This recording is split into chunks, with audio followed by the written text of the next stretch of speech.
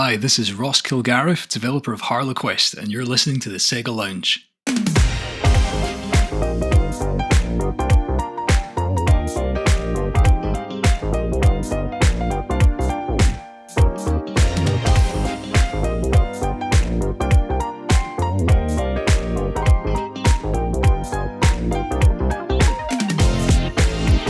Welcome to the SEGA Lounge, where we celebrate our love for all things Sega, including the games, the music, and the community.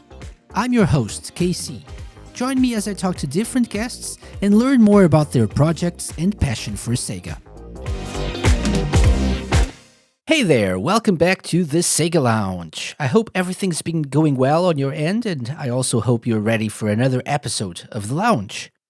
A bit of housekeeping before we get started, though. I'd like to thank everyone who's been listening to the show these past few weeks. Some of you are probably new, judging by the statistics and by your countries of origin. So let me give a big shout out to Saudi Arabian and Japanese listeners who seem to be on the rise this season. That's surprising, but much appreciated. And of course, for everyone else around the world that enjoys my little project, I love you all, no matter where you are. Thanks for the support. Let's dive into this week's interview, shall we?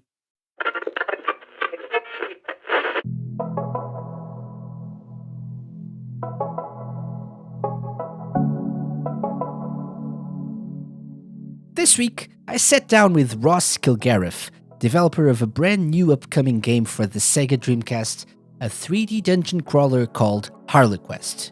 It's currently being funded through Kickstarter, and since we recorded this interview a couple of days ago, it's reached its original goal. With roughly 2 weeks of campaign to go, this is the perfect time to learn more about the game and, of course, Ross himself.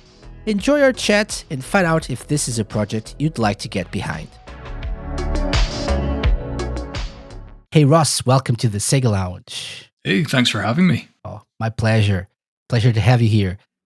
Let's start by telling everyone how you got into video games, Ross. So we'll talk a little bit about HarleQuest, but let's let our listeners get to know you a little bit better. So how did you get into video games, first of all? Sure. So when I was growing up, I often had the previous generation console to whatever was the current generation console at the time. So that meant that I would have the Super Nintendo when everyone else had the N64. I'd have a Mega Drive when everyone else would have a PlayStation. But to me, that never mattered. I was never really particularly fixated on what the latest and greatest graphics were or anything like that. I just loved gameplay, and I tend to pick one game at a time and get very, very invested in it. So, with Super Mario World on the Super Nintendo, or Sonic 2 on the Mega Drive, and I'd spend most of my time after school. I'd just come home from school and play whatever my favorite game at the time was. And because of my dad's job, where he worked at a computer recycling company, I'd also get old computers. So I would tinker with programming, and I'd learn just various things to do with computers and how they worked in tandem with playing games. And so those two things were never really separate to me. The man behind the curtain that can write the code and make all the art and everything was always this kind of dream for me to become someone who could do that. Okay, that makes sense. That's nice. So what was it about those specific games that you mentioned that made you get so invested in them? I think that any game that can show the player that it's okay to fail and that you can overcome those challenges by practice and by paying attention. Anything with a tight gameplay loop that shows you that if you spend time practicing, you're able to get to the next level, you're able to get better at the game, you can overcome challenges, that type of thing. Okay, that's nice. Excellent. And so that was that kind of mentality of like playing games to exhaustion and tinkering with computers and whatnot that made you want to get into video game development? Yeah, I think that for me, that experience from childhood was just such an integral part of growing up. I almost never questioned why I'd want to make games. It was just very direct. It went straight into my brain. This is this excellent experience, and I wanted to be able to make it. The idea of not being able to make that just seemed ludicrous to me. I ask because I think at one point or another in our childhood or, I don't know, teenage lives, we all thought it would be amazing to work in video games, right? In some shape or form, like making games. But then life happens and we get into to our own different directions. But you never lost that way. You always had that goal of working in games, right? Yes, yeah. My parents were very supportive. I think when they saw just the level of enthusiasm that I had, they were just delighted that there was something that I loved that much. And so they basically got out my way and just let me do it. And any time that they could bring home a new game or a new console for me, even if it was an old system at the time, it didn't matter. It was something new to tinker with, something new to get invested with. So I think I always felt supported, and that definitely helped. Hmm. That makes sense. Yeah. So probably the hardest question in this interview, right out Okay. of the gate. I'll make it a little bit easier. Like top 5 games of all time for you. Top Doesn't five matter the games of all time. platform. I'll try and pick one from each platform, more or Okay. less. Okay. Okay. For the Dreamcast to start with, I'm going to go with Soul Calibur just now. I think that the arcade feel and the just fluid gameplay and the great graphics. So I'm going to go for Soul Calibur. Um, Excellent. for the PC, I'm going to go with The Witness by Jonathan Blow. I think that's a really atmospheric and very kind of, it's a game that transports you. It takes you somewhere else, and you can spend as much time there as you want. Makes you feel like you're on holiday somewhere very calm. And the way that the puzzles are designed is just excellent. Let's see. It's a game that I have to play at some point. Yeah, I've yeah. I've meant to play it, to buy it several times, never for some reason never picked it up. Yeah, People that's one I'd sing its strongly recommend. praises. Yeah. Definitely. And again, it's one of those games with a tight gameplay loop where at first you fail and you think, how could I possibly figure this out? And then you have this epiphany moment, and suddenly you can see the matrix. You can understand what's going on. So yeah, that would be for the PC. For the Mega Drive, as much as I love the Sonic games, I actually really like Golden Axe. So I'd probably go with Golden Axe. Okay. Um, just the different character designs. The Let's see, original one? that's 3. Yeah, the original one. Okay. Just because that's the one I played. That's the one I knew the most growing up. Same. Let's see, Super Nintendo. It's a boring answer, but Super Mario World, like it has to be. That was a great game. And what we're going to go with last, let's see. What have I not done yet? PlayStation, perhaps. PlayStation. Medieval for the PlayStation 1. Yeah. Okay. I can see that. I can Yeah. see the influences in HarleQuest from that, I think. Yeah. Excellent. So those are nice picks, I think. Everyone will agree. Yeah. And it's nice that you were able to so easily give me an answer. So interesting. Interesting. I thought it would be harder. Okay. Okay. So at some point, Ross, and even before HarleQuest became a thing, I know you worked on other like indie projects and including games for the Dreamcast, right? Mhm. Yeah. Would you like to tell us a little bit about that and how and why you got into developing for the Dreamcast specifically? Sure. So, one of my good friends, Alistair Lowe from Low Tech Games, he decided to do Kickstarters for his games Flea and Tapeworm. They're for the NES. And seeing what he was doing, I thought it was really interesting that you could make retro games for for old systems, like new games for old systems. And I thought I'd like to get involved in that in some way. And at the time, I wasn't sure how that would look exactly. But I thought I'd like to start tinkering with something, and I ended up going with the Dreamcast. And when Alistair saw that I was working on the Dreamcast, he thought, well, maybe I'd be the person to help him port those games to the Dreamcast. So we started looking online at different emulators that already existed for running NES games on the system. and we found one called Nestor DC. It's kind of an older emulator, hadn't been updated or supported for a really long time. So I got to work setting up a really old toolchain environment from, I don't know, maybe 15, 20 years ago, just to get everything to work. And the experience of digging into the Dreamcast, but also digging into like this historical emulator, I thought this is just a lot of fun. There's a lot of little challenges and puzzles along the way. And, Ali was happy to commission me to work on that. So in the end, we were able to make it open source as well, so other people can move their original Nintendo games to the Dreamcast. So it's made it easier for other people too. And that's another big inspiration for me, is to be able to help the community to do something like that. For sure. Yeah. Yeah. And that's part of the HarleQuest Kickstarter as well, right? People can, Yes. one of the tiers is getting the Yeah. developer version of the game. Yeah, the developer's The code. edition. Yeah. That's it. Yeah. Okay. Excellent. So what is it about the Dreamcast specifically that, I don't know, is it easier? Is it more difficult? Is it, I don't know, what's the appeal? Because I think we've, as a community, have seen lots of developers release lots of stuff, lots of cool stuff for the Dreamcast.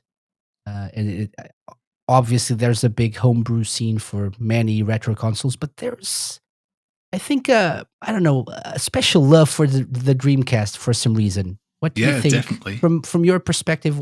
What's that about? I mean, for me, the Dreamcast it's at that perfect balance between being retro and classic, but you could do any genre of game. You could do a 2D game, you could do a 3D game, you could do a network game. Things that nowadays, okay, you can do a lot of those things on older systems too. But just comparing it with what you have in modern systems, you have less power, but it's a very simplified system to work on compared to, imagine releasing a game for every type of PC or every type of mobile device. It's these fragmented markets. And if you go back to Yeah. something like the Dreamcast, you can still be very creative with it. It gives you that creative limitation that helps you focus on what's really important. Mm. I think if I was to go with any older system, like let's say the Nintendo 64 or the PS1, that's just a little too restrictive for me. I think the Dreamcast is just that sweet spot for exactly the types of games that I want to make. Okay. Okay. Makes sense. Yeah, that's a good answer. So you worked on bringing Flea to the Dreamcast, Yeah. Disco Tapeworm, right? Mm-hmm. Yeah. Anything else for the Dreamcast so far? Those were the only two for the Dreamcast, and then the open source project Nestor DC Standalone, which is the emulator that allows those two to happen. Okay. Okay. Excellent. And then came HarleQuest at some point. So Yes. would you like to tell us how that happened, how the idea came about? Sure. Yeah. So me and Alistair were doing the Global Game Jam competition. And over the weekend, we decided we wanted to make something a bit more advanced, something a bit more interesting than another Unity or Unreal game. We wanted to do something just kind of left field. And we decided to make a dungeon crawler for the Dreamcast. I had some experience with the platform before, mostly just writing small examples and reading documentation.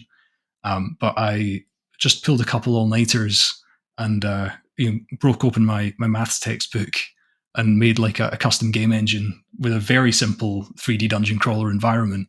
And Alistair made the artwork. He did the kind of level design and the 3D models for the levels. But at the time, we didn't really have an idea for what the game would be. We just knew it was going to be a dungeon crawler tech demo. So we decided to put ourselves in the game. So we called it Dungeon Ross, and the main character was me, just a little simplified version of me. And we wanted co-op as well, so I added him as well. So we had me and Alistair in the game. And that was just kind of a bit of a joke. It was just something to put into the game. But after that was finished, I kind of kept going back to it. And this was a long time ago now. It was 2017. So every couple of weeks, let's say, I would just kind of tinker with it and maybe add a new feature, maybe add a new enemy type, just optimize the code so that it ran a little bit faster.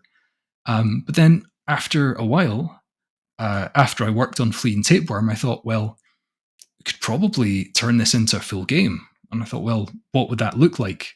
What inspires me? Like, if I was to turn this into something, what would that be? And I had a couple false starts with a couple different ideas. One idea was, wouldn't it be interesting if you turned a dungeon crawler on its head and you actually are the person who has got to the end of the dungeon, you've beaten all the bosses, and now you realize that life's boring because you're just like covered in armor and you want to just escape the dungeon and drop all your armor on the way out. I thought that inversion would be kind of fun. But then I thought, I really love cartoons and I love like that dark cartoony style from games like Medieval. I love the film Hunchback of Notre Dame growing up. That was my favorite film. So I thought, what if I was to make a jester character, kind of like Clopin from that, but have a nice kind of dark, cartoony storyline as well. So once Ali and I had a couple conversations and I sent him some references, he put together the kind of current look and feel of the game. And that was the beginning of HarleQuest. Excellent. And so, what's the story about, by the way? Because you said it tied into your love for cartoons and Yeah. jester characters. So, what's the story about? Yeah, the story is, I really want the story to be told like non-verbally and to be kind of open to interpretation. But the gist of it is that Etienne is a jester who's tasked with entertaining the king. The king is capricious and impulsive and uninterested in what Etienne's doing. He's insulted by Etienne's performance, and so he orders the guards to send him to the dungeon. So Etienne the jester is now trapped and must escape just for his life because he's left in there to rot, basically. So it's largely just a story about saving his own skin. But I think there's opportunities for heroism and for revenge along the way as well. Okay. And there's a twist here. So death is permanent, right? Yes. You said. What does that mean exactly? So there is no continues, there's no any chance of continuing the game once you die? You have to go back to the beginning of the dungeon? So you have to go back to the very beginning of the game. So there aren't any checkpoints. It's not permanent in that we like write something to your VMU and you can't play the game anymore or anything like that. Yeah. That would be a little bit too much, right? Extreme, right? Yeah, I think someone online did think that's what I meant, and I was very confused. But no. So you go back to the beginning of the first dungeon. So I've been calling the game a roguelike because it does have procedurally generated dungeons, but I'm not particularly following up like a preconceived idea of what that would mean. It's more just I like the idea of the player having to get practiced and get generally good at solving problems in the game world instead of like memorizing a particular sequence. So like if you die, you start from the beginning, but because everything's in a different place and you've got different variables to deal with, you have to become like generally skilled at the game, if that makes sense. Yeah. But unlike some other games of the genre, you don't, there's nothing that you take back with you from the previous run, right? So you start over with the same kind of weapons and same skill set. There is one thing that persists, and that is that if you clear a dungeon floor, you get a new weapon. And that new weapon, it doesn't stay with you in the next run, but it moves down into a different level in the loot table, which means you can now get that weapon as a potential drop in the lower dungeon. Okay. So it means the more that you play, the more access you'll have to the same weapons over time. But the probabilities of you getting those weapons still maintains challenge. So there is an element of persistence, but it is more subtle than just giving you the same weapon to start with that you had last time. Mm-hmm. And it's like that concept that you mentioned before of you persist, so you keep doing the same thing in a way because you have to fight enemies and go through the dungeons, but you get better every time you try, right? So you die, you try again. You get better. Rather than getting a better sword, you just become better at the game. You're organically better. You level up organically. Yeah. You, the player, not the character. Yeah, like you could pick up someone else's save file. I say save file, there isn't really a save file, but you could just play HarleQuest on somebody else's system and you would be just as good as you are on your own system. Yeah. Yeah. That makes sense. Okay. Excellent. So why a Kickstarter, Ross? I always Yeah, ask this to everyone who ever does a Kickstarter. So why did you choose this path? sure. So I've worked in the games industry for over 10 years now, and I've had a full time job for all of that time. And I decided that I wanted to work on HarleQuest one way or another. It is a passion project. It's something I really want to bring into existence. And the move to Kickstarter was largely to supplement my income while working on the game, but also to have enough money to pay contractors who can contribute art assets to the game. Just bring in a couple more pairs of hands for specific things. And if the Kickstarter doesn't succeed, then the plan was always to still finish the game, but just do something much simpler that doesn't eat into my savings as much, basically. So more just a practical thing to be able to keep my bills paid while I'm working on it. Yeah, makes sense. Yeah. So at this point, how well into the development are you? So how far into development, into the whole process are you at this point? We're quite far on in terms of the engine and the underlying technology. There's still Mhm, a few things to do there, but we're pretty far on. I mhm. think one of the main things still to come is the cutscene system. I've been tinkering with how that's going to work, but it needs to be optimized quite heavily to do everything we want to do. It's going to be in-engine cutscenes rather than like FMV or pre-recorded. So that means we need to have quite a good tool chain for making those ahead of time and then getting the game to actually play through them. So that will be one of the main tasks still to do engine side. In terms of the content of the game, so the different levels, I'd say we're not that far on. We're maybe about 30%. A large part of that's going to be exploring how the dungeons are generated. So each area in the game will have a different process for procedurally randomly arranging the dungeon layout. I want each one to have its own character. So a lot of the early stages of the game are just going to be, or of the game's development, are just going to be fleshing out how those different areas feel. So once we've got the cutscenes in and we've fleshed out all those different zones, that'll be us, I'd say, past the halfway point. Okay. Okay. How many levels, or I mean, levels depends on the interpretation, right? Yeah, Because every dungeon has a level or has levels. But how yeah. many areas, different areas, are you planning for So this we're game? going for between 5 and 7. Hmm. And I say between 5 and 7 because I want to leave a bit of flexibility. If we find one that isn't really working, I'd be happy to cut it and make one of the other areas better. But Okay. that's the rough scale. And then each one of those would have 5 to 7 floors that you work through, and each floor is separately randomly generated. Okay. And the thing is, every playthrough is different, right? So because it's Yeah, procedurally generated, you can play the game over and over again, even if you complete it, and it's a different game every time, exactly. right?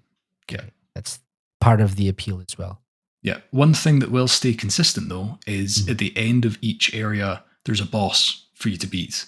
Okay. And the bosses will always be the same. So they'll have the same kinds of attack patterns, Hmm. the same sequences that they move through. So when you defeat one uh, form of the boss, it'll change, and then you defeat the next form. And that way, there is still an element of memorization for those particularly challenging battles. And I'm going to take a lot of inspiration from Dark Souls and Hmm. Cuphead, games like that. Okay. Yeah. Nice. And so some of these questions that I'm asking are for our, I'm sorry, listeners, but lazier listeners, because some of these questions are answered in your Kickstarter page, Yeah, but yeah, it's an easier way for people to get this information as well if they're sure. curious. Areas you mentioned here are the dungeons, so the first one, right? Sewer, castle Yeah, grounds, maze, crypt, cathedral, and inner castle. yes. These are the areas mentioned here. So, but obviously subject to change depending on how Subject to change. Yeah, I've things I've go. been toying with the idea of a cave level as well. I haven't figured out in the geography of the world where that would fit.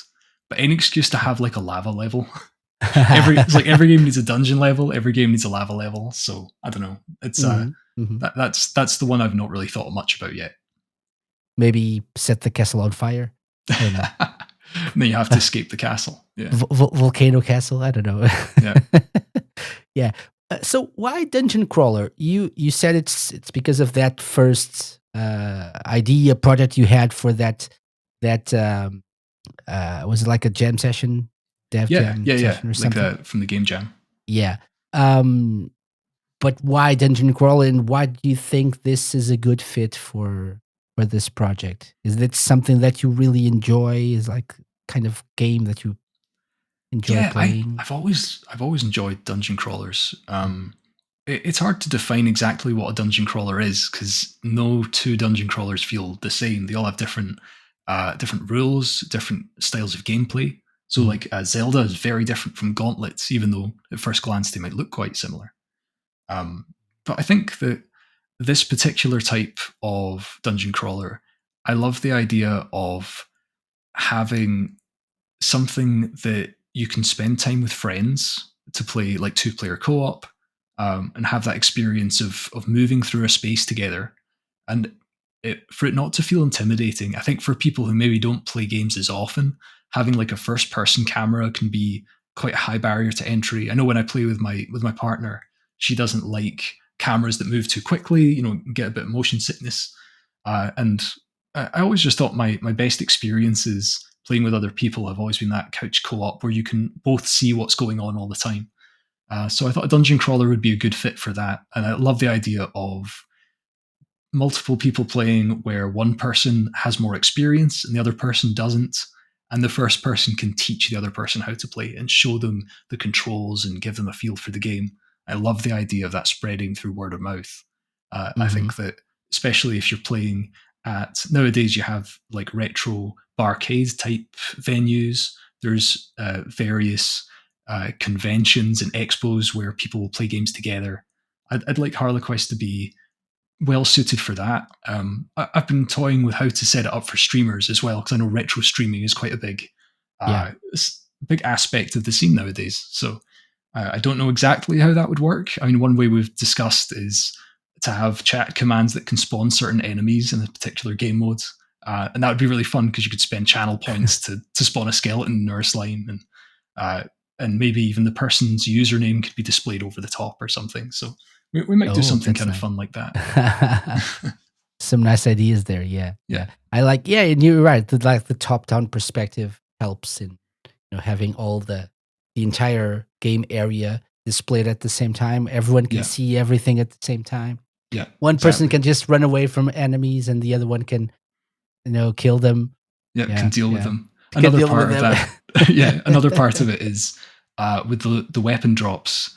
I like the idea that if you defeat an enemy and they drop a weapon you already have, the person that you're Mhm. playing with could go and take that weapon. Oh, So yeah. that way you're able to have an element of trading, and if you're trying to help someone else, maybe you can go and beat the big enemy. You get Mhm, a good weapon, and then they can use that to help them along the way as well. mhm, So mhm. that's the Excellent. kind of idea for the gameplay. Yeah, I think co-op in this game would be really really nice. Yeah, Yeah. I can see that happening. I realized after I made the trailer that I didn't show co-op in the trailer, and I just thought, oh, I just forgot it completely. It's such a big part of the game. I just wish I'd put that in there. Excellent. Yeah. So people can try the endurance mode demo Yeah, right now. It's available. I have tried it.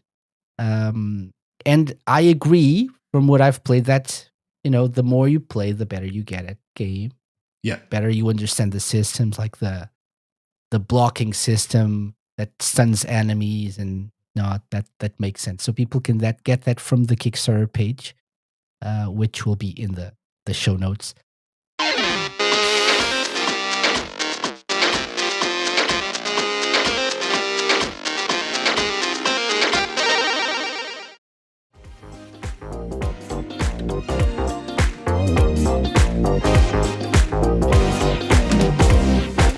We'll talk a little bit more about the Kickstarter and everything around it, surrounding it. But Ross, I think it's time we take a quick break from talking about HarleQuest and do sure. something else instead.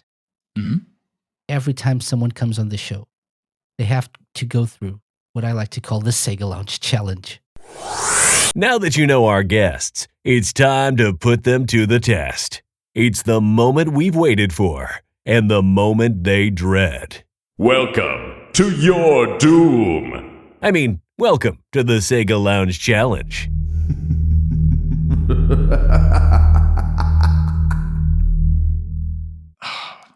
I knew this was coming. I'm glad you did, because you're not ready anyway. No one's ever ready for this. So, what's the SEGA Lounge Challenge this week? I think, judging from our conversation, you're a Sega fan, you're a Dreamcast fan, you're a video game fan in general. So sometimes what I do is we do the Ultimate Sega Fan Challenge.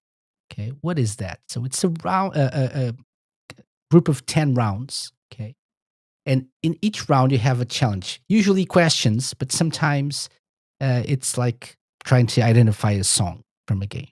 Sure. The thing is, and the nice thing about this is you can pick between hard or easy questions, right? So at most you can get 20 points out of this. No one's ever gotten 20 points, I think. But at least 10, I think it's possible, right? That means 1 point per question or per round. So we start with round 1, which is a question. So I will ask you, Ross, easy or hard? What do you think? There's no medium. There is no medium, no. And actually the difficulty level depends on you, actually, because sometimes I think it's a hard question, and my guests are like, "Oh, that's pretty easy."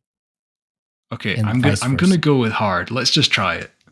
Okay, I like hard games. Let's give this. Most people do this, and they regret it. I will instantly regret it. Okay, so I have a question for you, because you said you like this game.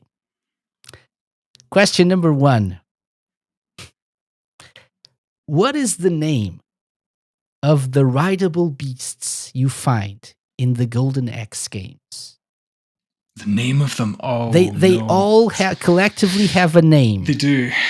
Each of them has one, but together they're something. It's not coming to me. No, I don't think I know that. This is a classic. This is a classic question. Yeah, I'm gonna have to pass. I don't know that one. Anything. just guess something. Well, I know that they're mostly like dinosaur based. Mm-hmm. So what would we call them? I'm just gonna go with dinos. I don't know. Okay, so the dinos is your answer. Yeah, let's go with that. Yes. Final answer. Yeah. Okay. Your answer is incorrect. Unfortunately, it's not surprising. Okay. The correct answer was Bizarrians. They are the Bizarrians. I did not know that. Okay. Yeah. Good to know. Yeah. They all have names, but I think the one's the chicken leg or whatever, but they're all Bizarrians. Okay, no worries. It was a hard question. So round number 2 is a song. This time around, all songs that were played, so not the entire song, I'll play a 10-second long clip of a song from a game. They're all Sega games, and to make it more suitable for this conversation, they're all Dreamcast games. Okay.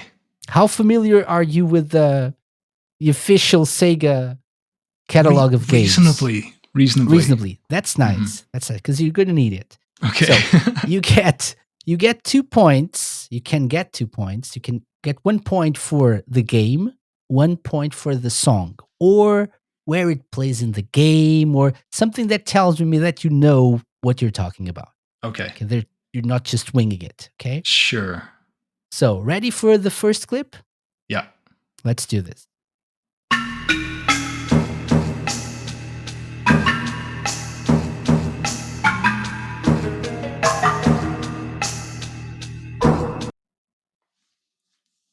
I definitely know it.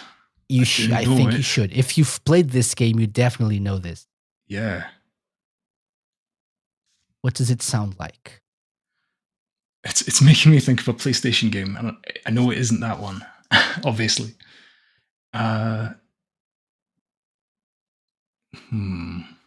What's the vibe of the song? Yeah, it's like kind of jungly, but kind of Eastern. Hmm.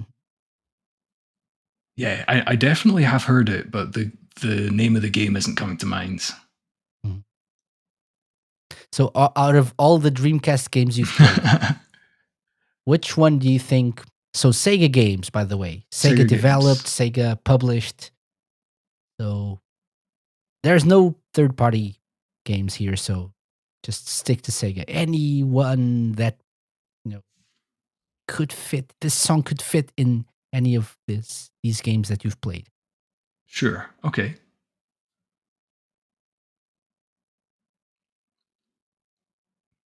I mean, I kind of want to say Elemental Gimmick Gear. I can't remember if that's first party. Probably not. Um, Could be. yeah. Yeah, let's go with Elemental Gimmick Gear. Okay. And where does it play in the game? Any idea? Let's go for Overworld. Or Yeah. okay. Good. Okay.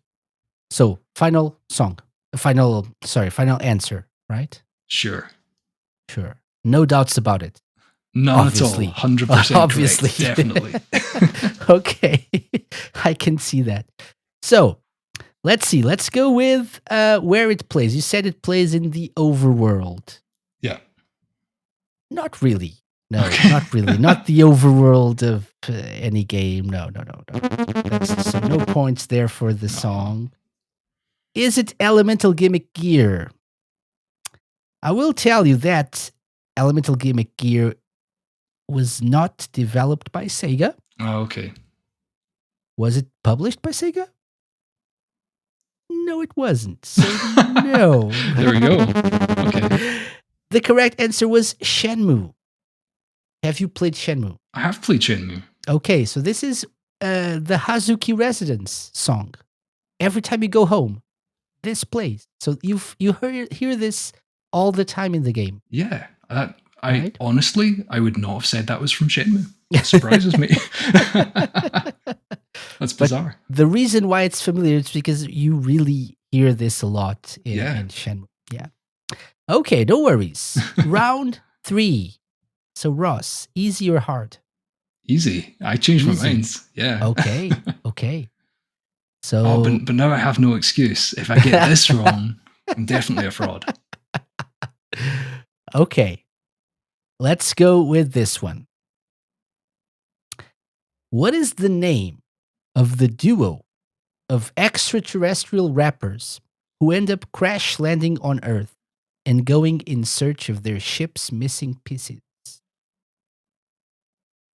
A duo of extraterrestrial rappers crash land on Earth, then they have to go search for their ship's missing pieces. So obviously Sega characters, right? Sorry, there's a lot of dead air here while I'm thinking. It's okay. People are used to it. Yeah. People are themselves trying to figure out the answer. So yeah. So a couple of extraterrestrials, and they're looking for missing the rappers. pieces. Rappers, yeah. The rappers. Yo.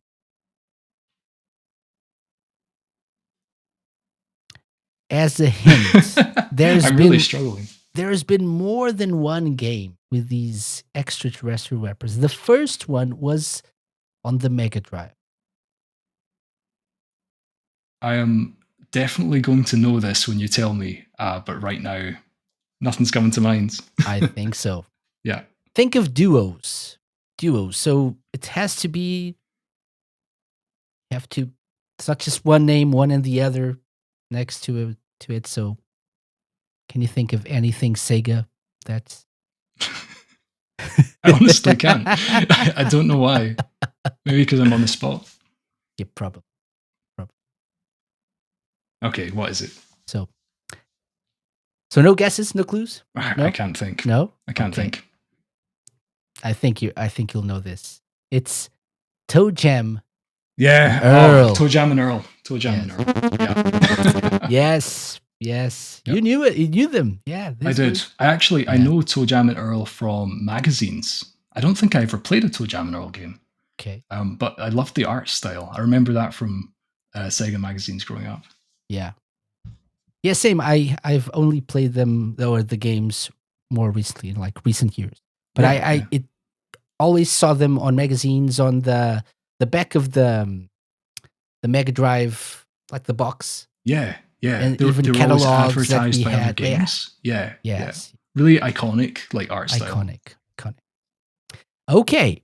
So round number 4, another song. Okay, Ross, another song.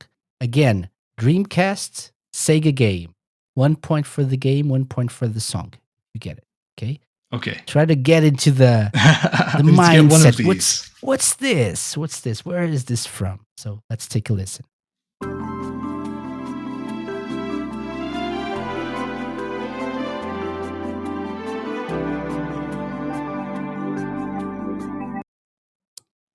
This is definitely a tricky one. I'll play it again.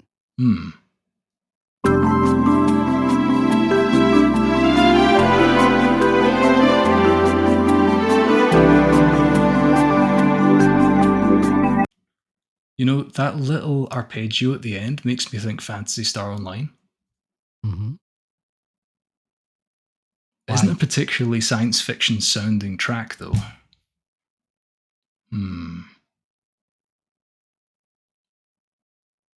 Yeah, I'll go with Phantasy Star Online. Okay. And where in the game does it play? Oh, this is going to be a guess. Let's see. Loading screen. Loading screen.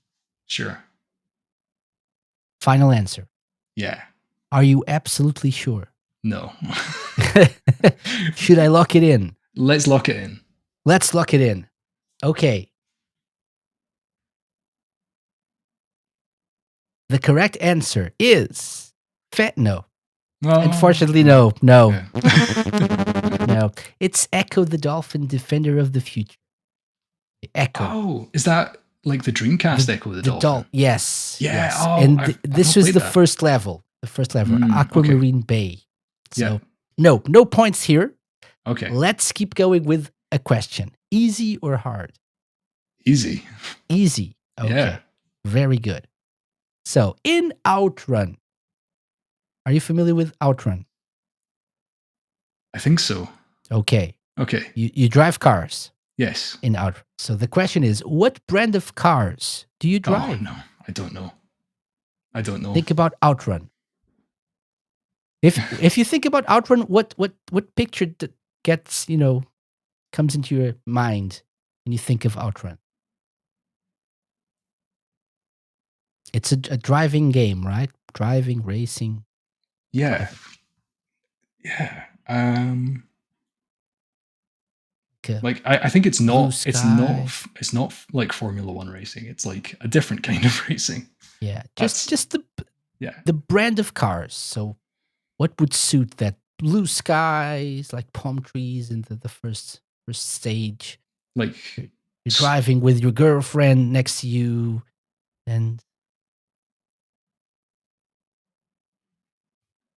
like not street racing?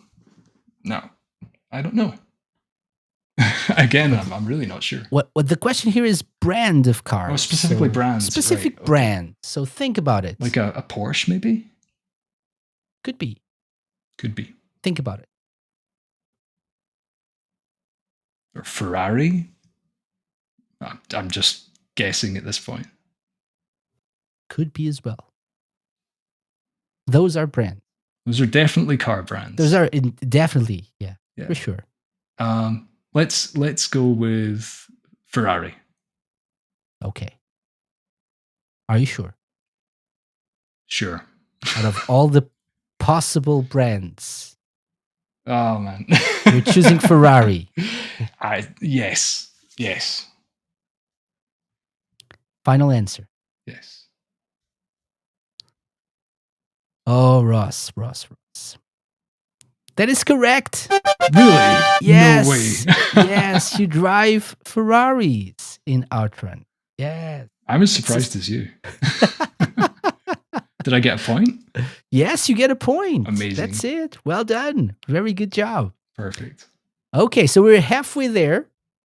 Okay. Not the best start, but No. I think this last leg will, you're going to be on fire here. So, Oh, yeah.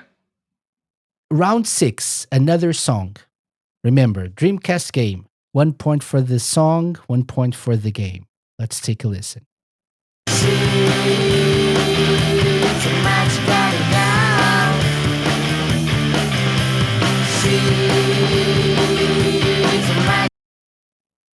I think that's one of the Crazy Taxi driving songs, like radio songs. Yeah. It might be Jet Set Radio. Yeah, I've changed my mind. I think that's Jet Set Radio. Why? Yeah, let's go with Jet Set Radio. Why? Why? You said Crazy Taxi first. I did, but like it's more Japanese sounding. Okay. And Any like idea Crazy where Taxi, this plays in Jet Set Radio? Oh, maybe Or I've the changed my name mind of the back to Crazy song or Taxi. something? Oh no, I can't decide. Yeah, so it would just be like during the level in the background. I'm going to go back for Mhm. Crazy Taxi. I've changed my mind. I think it's Crazy Taxi. Or maybe you don't do that, and maybe you go with the second guess. Maybe. Stick to it. Yes. You're really Where good. could it? You're Where really could good it at play? You're really good Where at could it throwing me off the scent here. Maybe Okay. not. Maybe not. Maybe I'm helping. Maybe. So maybe. Hmm. If it, let's say it was Jet Set Radio, let's just Hypothetically think speaking. hypothetically. Yeah. So where would this play? Where in? You've played Jet Set Radio, right? I have. Yeah. Okay. So Well, I mean, I just imagine it would play in the background of like as you're playing a level, right? Like maybe the first or second level. okay, is that your guess? Sure. Yeah. Let's go with that. Okay. Yes. Yeah? That's it. Very Okay, good. good. This was Magical Girl from Jet Set Radio. It's the first song you hear when you actually start playing the game. Okay, cool. So the first part of the game, you have to race or do the same things that Gum, the other character, does, and I think that's the song that plays. Kind of like the tutorial section. Yes. Yeah, okay. Because it's like Gum's theme in a way. Magical Girl. So when I 2 points. played Jet Set Radio, I played it at the same time as Crazy Taxi. And so like those Okay. two games are just kind of interchangeable in my Okay. mind. But Okay, yeah, there we go. Crazy Taxi is more like Offspring, so it's more like punk rock and Yeah. a little bit different. But good job. You got there. 2 Got points. there. So that's 3 points so far, which is nice. Okay. Number 7, round 7. Question. Easy or hard? Easy. Easy. Yeah. Okay. Let's see. Okay. Let's go with. This is a classic as well. Upon starting a game of Space Harrier. Okay. Have you ever played Space Harrier? That you remember? Not that I Harrier? remember. Okay. No. Okay. But when you. This is like an iconic line. What words are you greeted with when you start a game of Space Harrier? And it's an iconic line. It's an iconic line from SEGA game. Hmm. It's just from this game, but it's iconic. Is this like All Your Base Are Belong to Us? Not That's that one. not. That's a different game. It's a different game. Yeah. I shouldn't be saying this, I'm trying to but think of iconic. Yeah, you shouldn't give me the answer, right? no. Maybe Trying to think that's of the iconic correct ones. answer. I don't know. Okay.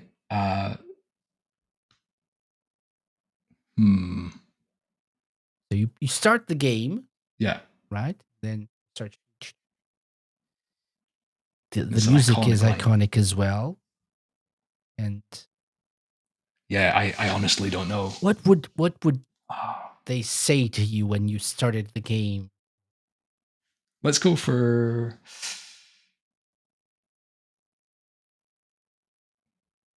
How about Let's Go? It's kind of vague. I feel like if it's iconic, it would have to be something bigger and better than that. Okay. Yeah. So your answer is?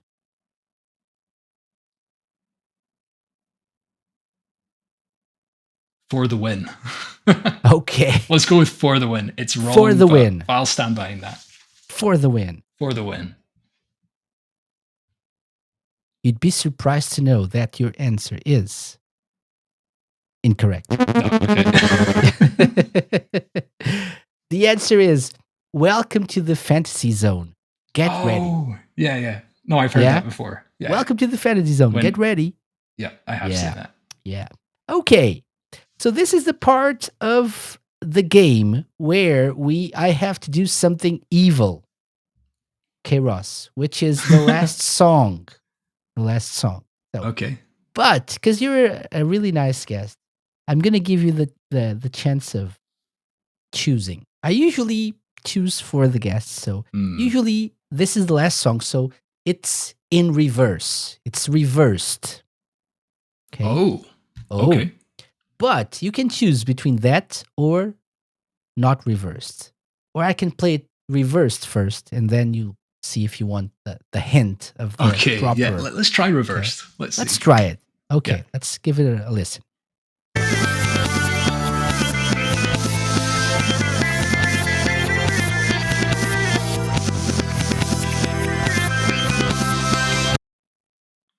It's not that different from the proper version. Yeah, I want to say like the first Sonic Adventure. I couldn't tell you which song it is. Okay. Why, by the way? Because of the sound font. So like some of the sounds in it remind me of the sounds from Sonic Adventure. Okay. Yeah. So if you had to guess a level or a place where this plays. Probably like, if I had to guess, I'd probably say like the intro sequence. So like as you're, you know how when you first land in the game, you're like right on the controller and you're like running along a walkway. I think it's maybe that. Let's go with that. So final answer? Yeah. Explain the intro sequence. So like, where are you? It's the bit where like, I don't know, I'm picking this kind of at random, but it's when you're like running away from the whale and like everything's crashing away behind you and you're like picking up rings and you're running towards the camera.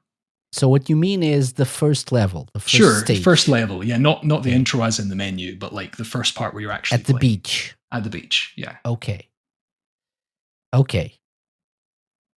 So the game is Sonic Adventure. Hey, well done. That's yes. Good. And I'm glad I clarified because it is the first stage. Yes. Amazing. 2 points. Yes, it's Emerald Coast. Emerald Coast. And this is how it should sound like. That's it.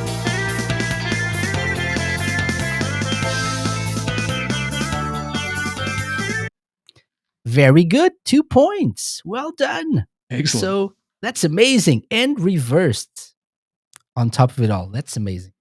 Okay, Ross, 2 questions left, right? Question 9 is the last one you can pick between an easy or hard question. Because question 10 is always hard. So okay. Would you like an easy or a hard question? You have 5 points. Let's go for a hard one. Let's see. Let's go for a hard one. Yeah. Okay, so 2 hard questions in a row. Okay. Very good. Let's see. Hard question. I have a lot of hard questions. I just realized I have more hard questions than easy ones. What does that say of me? Okay. So let's go with this one here. I also have a lot of Shenmue questions, but let's not go with that. As long as they're not all about the soundtrack, then yeah. Yes. Okay. This is a multiple choice question, It's still hard, but it's a multiple choice. So let's go way back to 1984, the year I was born. In the 1984 SG-1000 game, this is before the Master System. In the 1984 SG-1000 game Girl's Garden, what's the name of the titular girl? What's the name of the girl from Girl's Garden? Okay. Is it A, Minto, B, Papri, or C, Coco? So A, Minto, B, Papri, C, Coco. I'm going to go with A. Minto. Minto. Yeah. Why? Because I think this is a Japanese game, and based Yes. on the sound of the name, Minto sounds like it could be a Japanese name. Okay. Whereas the other two just sound like food products.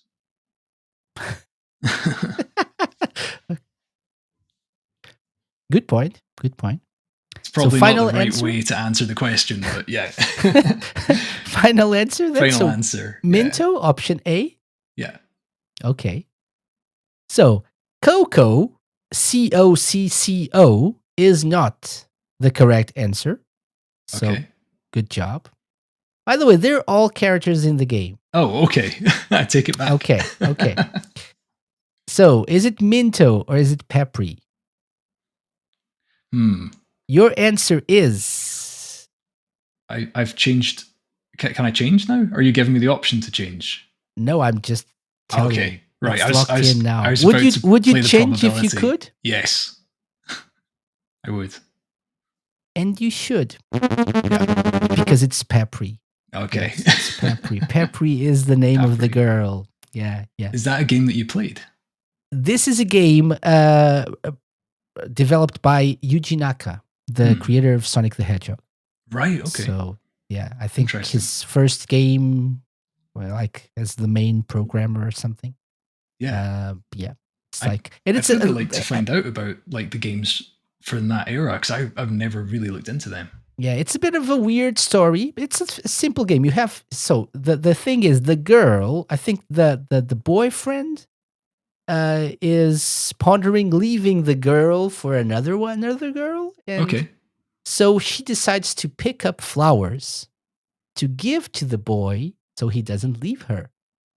So it's a little bit, but obviously there are bears and bees, obviously, and so she has to escape those bears, and that's the whole point of the game. Each level you have to like pick 10 flowers or something. Yeah. And bring them over to the house, I think. Something like that. A little bit, very simple, but bit of a weird plot, but decent game. Yeah. Okay. Yeah. Okay. Last question. And it's hard. It's always hard. Okay. So I don't know which of these I will pick. In the original Shenmue, how much money did Ine-san leave out for Ryo each day? Do you remember how much money you got? I feel like there's a 5 in there. No. $5 million. $5 million. Each day. Each day. Okay. I don't remember, but I'm trying to think what would be a reasonable amount. Okay. And obviously it's yen, right? Yes. So it's yen. In 1986. 1986. I'm adjusting for inflation. Yeah, I don't know if it's a reasonable amount or not. Never looked into it. Okay. So let's go with 5,000 yen because the number 5 stuck in my mind. Mm-hmm. I don't know how much that is in pounds or dollars, whatever, or how much that would be back in the day. I think nowadays it would be maybe £35 or £40. Okay, so every day that's decent. Quite a lot, but it's decent. Yeah, decent. So every capsule toy, every arcade game was 100 yen.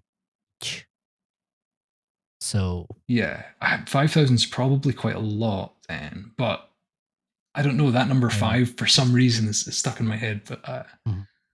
yeah, let's go There are other multiples of 5 or numbers with 5 in. Well, it wouldn't be as low as 500.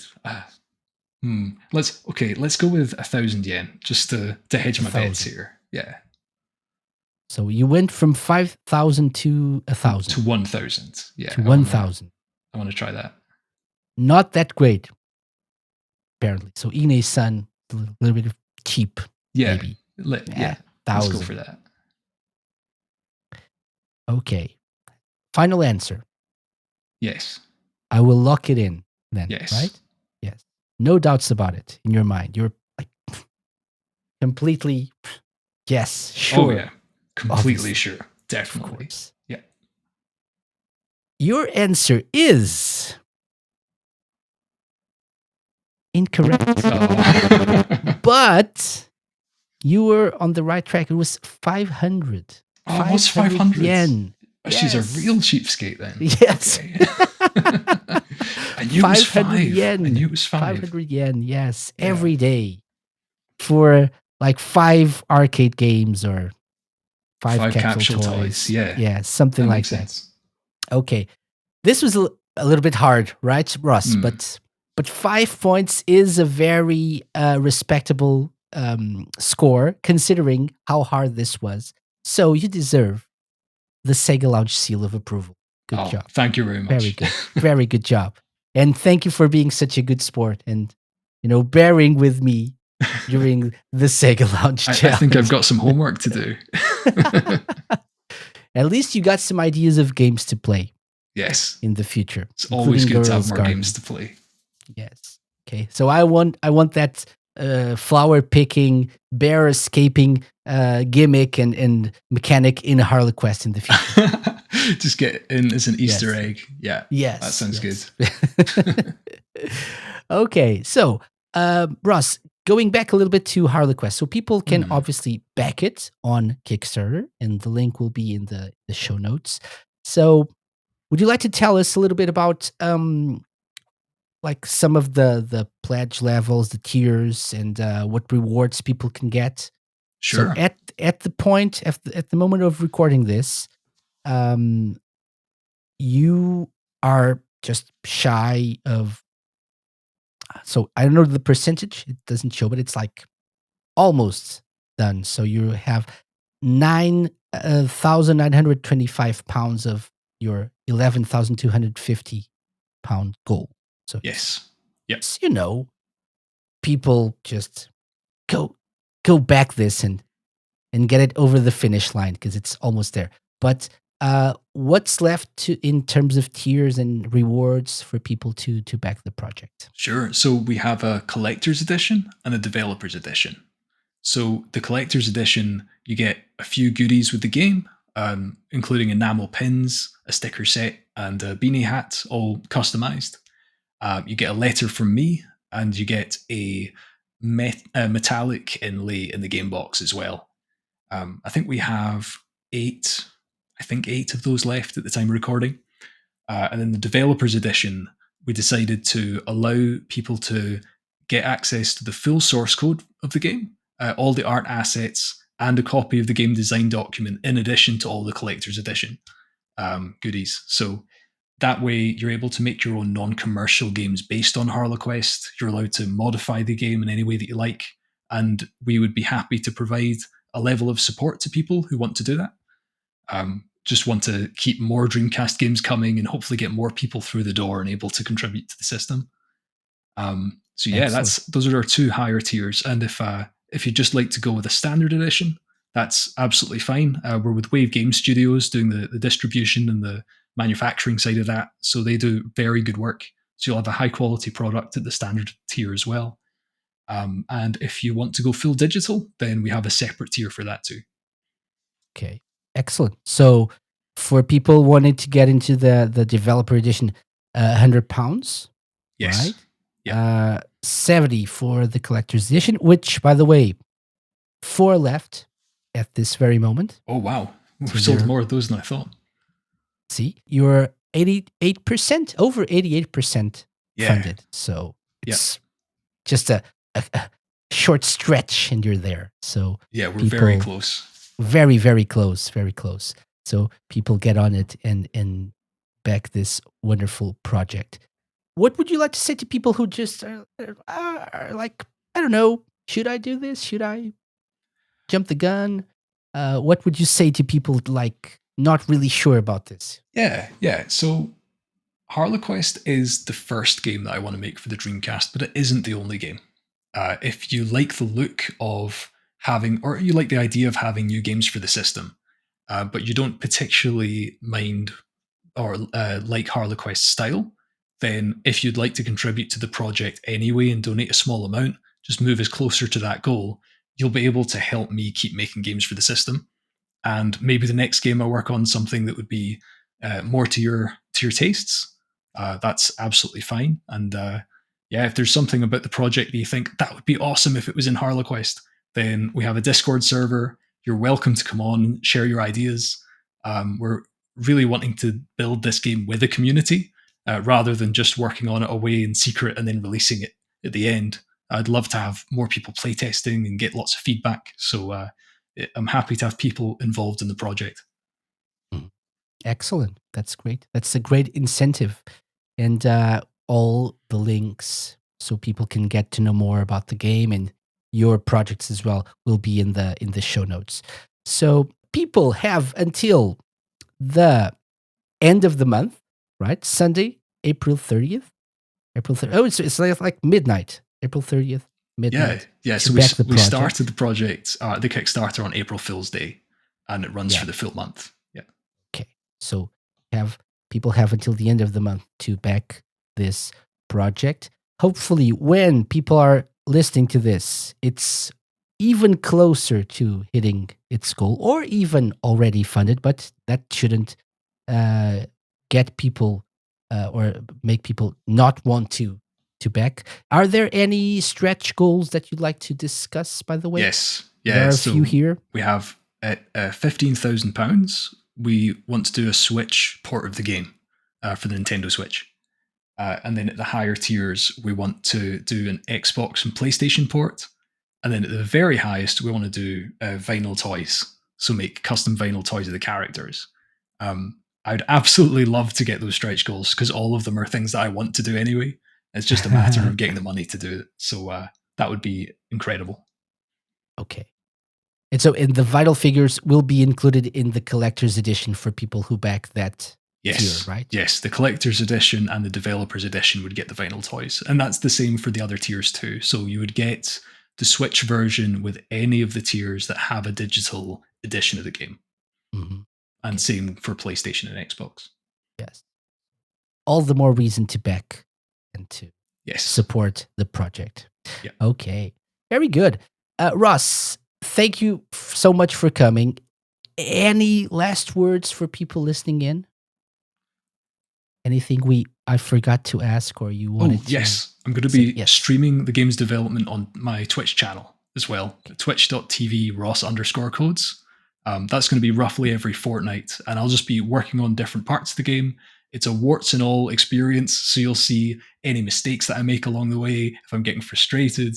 But if you can come keep me company, join in with the chat, then I think that'd be a lot of fun. Okay. That's nice. So we'll leave the link to the Twitch channel in the show notes as well. So perfect. Do check that out. Excellent. Ross, I have one question that I ask all of my guests. Are you familiar with blast processing? Yes. Yes? Okay. Oh, yeah. So I usually ask this. If you could add blast processing, which is obviously a real thing, if you could add that to anything in the world, what would it be and why? I would add blast processing to sleep so that we could have better dreams, so that when we wake up in the morning, we've got more inspiration. That's one of the best answers. I can get behind that for sure. For sure. Not just because of the dreams, but because I really need to get better sleep. Oh, yeah. So, yeah. So blast processed sleep. I think that's a winning concept. Excellent. Ross, thank you very much for coming to the show. All the best for your Kickstarter project and the development process as well, because it doesn't stop when the Kickstarter ends. By the way, one thing that I forgot to ask. So estimated delivery time? Yes. Like October 2024, right? That's right. Yeah. October next year. October next year. Not too much to wait. Not a long wait. Yeah. And we'll have new builds, demo builds of the game coming out all the time. So you'll be able to follow along and try the new features as we're working on them. Excellent. That's nice.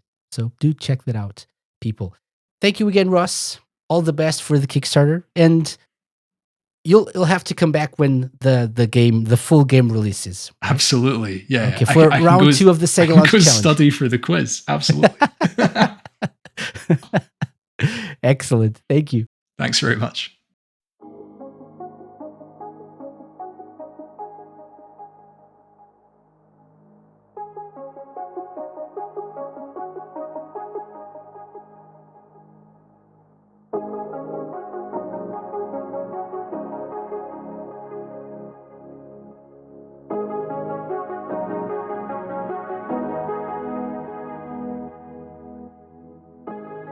A big thank you to Ross Kilgariff for dropping by the lounge.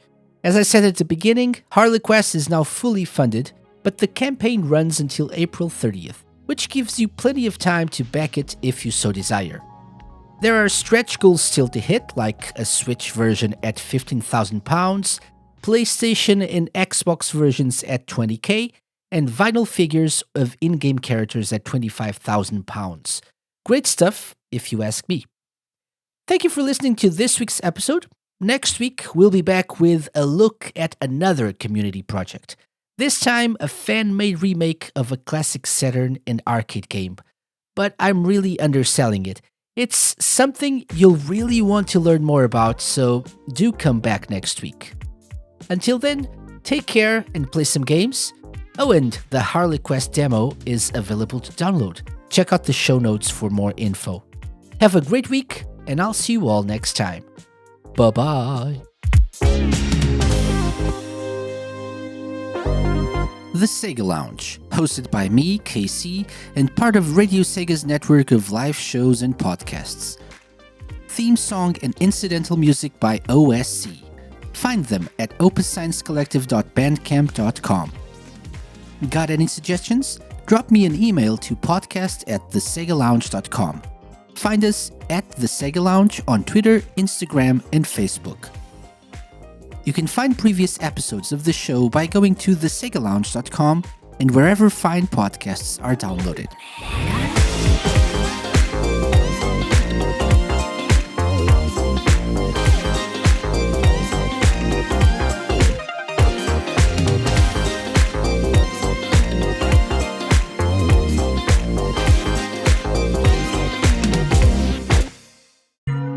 A Mixed On Productions podcast.